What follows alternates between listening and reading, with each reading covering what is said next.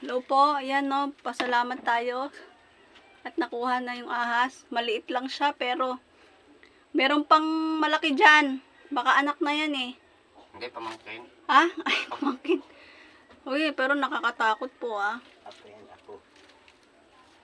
O, ano yan na yan? Buti nakuha. Nangingisay. Uy, baka makakagat pa Wala yan. na, patay na. Nangingisay na nga eh. Ayun po, kasi dyan po sa likod.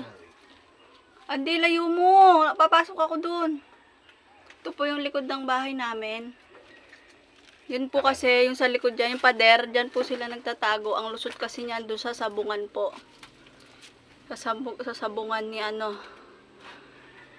Dyan, basta po yun, sa sabungan dyan sa may ano. Dyan po lumulusot yung ahas. Grabe. Yung nakaraan, lumabas po mas malaki dyan. Kaya po sana malinis din dun sa likod nila, dun sa may sabungan. Ayan po, sabungan po mismo yan, likod ng pader na yan. Eh, hindi naman po kami pwedeng pumasok dyan. Kasi private po yan. May butas kasi doon, no? Doon, no? Sa may lupa na yun sa ibaba. Sa kapitbahay na po kasing lupa yan, eh. Dyan lumulusot yung mga ahas. Papunta doon sa, ano, sa kabilang bakod. Tapos, lulusot naman dito sa amin. Ay, salamat. Papatay na yung isang maliit. May malaki pa. Sana mahuli na rin yun.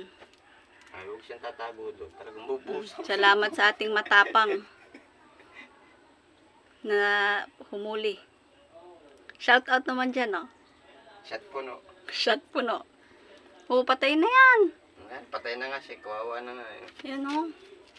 Tuklap na nga yung Eh, balat. baka magsumbong yan sa nanay niya. Yari kayo. Ay, magsusumbok. Kaya di Sa'yo na nga nakatingin eh. tanggal na nga yung balat. Yan po, oh. Buti maliit lang siya. May mas malaki pa dyan nung nakaraan. Malaki yung ano yun, yung nakatakas.